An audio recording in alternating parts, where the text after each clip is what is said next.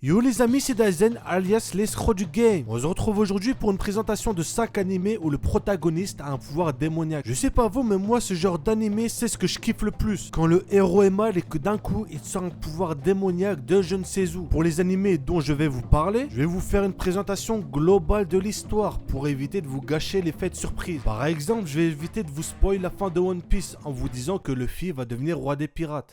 On commence avec Blue Exorcist. Je vous fais le topo. Rin est un garçon qui a été adopté lorsqu'il n'était qu'un bébé par des exorcistes. Mais plus tard, il découvre que son père adoptif lui a menti sur ses origines et qu'il n'est en fait pas celui qu'il croyait être. Il s'avère qu'il est en réalité le démon le plus puissant du monde. Rien que ça. Il va par la suite intégrer une académie pour chasser les démons. Pour être bref, j'ai trouvé cet animé vraiment super parce qu'on a un peu de tout. Retournement de situation, du combat, de l'émotion. Donc vraiment un animé à voir. Bungo Stray Dogs. Atsushi Nakijima vient d'être exclu de son orphelinat. Maintenant, il n'a aucun endroit où aller et aucune nourriture. Autant vous dire qu'il est dans la merde. Tandis qu'il se tient près d'une rivière, étant sur le point de mourir de faim, il voit quoi? Un homme faisant une tentative de suicide. Banal, normal. Cet homme est Osamu Dazai. À ne pas confondre avec Daisen.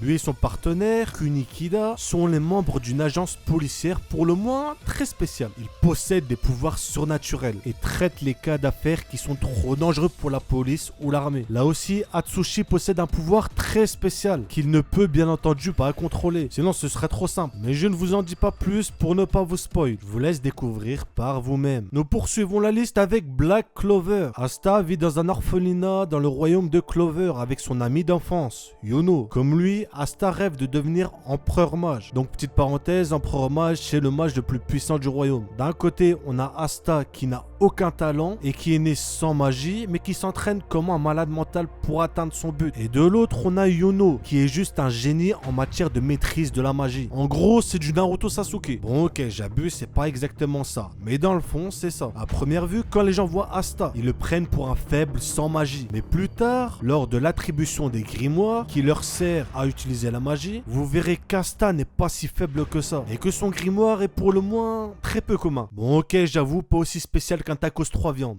Baiyun veut Bundari. Bon, je suis nul en anglais. Akihito Kanba est un adolescent. Jusqu'à là, vous me suivez. Normalement. Un jour, il voit une personne sur le toit de l'établissement scolaire qui semble vouloir mettre fin à ses jours. Elle s'avouera être Mirai Kuriyama, la dernière héritière d'un pouvoir craint par les Yomu. Celui de pouvoir manipuler le sang afin d'en faire des armes capables de détruire absolument tout. Cependant, elle est incapable de détruire les Yomu à cause d'un incident survenu dans le passé. De ce fait, Akihito décida alors d'apporter son soutien à Mirai afin qu'elle surmonte son traumatisme. Bon, elle fait quoi en retour? Elle essaye de le tuer pendant tout l'anime. Chacun son délire. Franchement, l'anime est assez bon. Il est pas ouf, mais il est bon. Et en plus de ça, on a des personnages qui pètent la classe avec pas mal de combats. Donc à mettre sur votre liste d'animés à voir. Enfin, on termine avec Berserk. L'anime en lui-même n'est pas extrêmement populaire du fait que l'animation 3D peut paraître, disons, bizarre. Mais vous inquiétez pas, on s'y habitue très rapidement. L'anime Berserk est un remake de l'ancien animé Berserk. Bien entendu tiré du manga Berserk.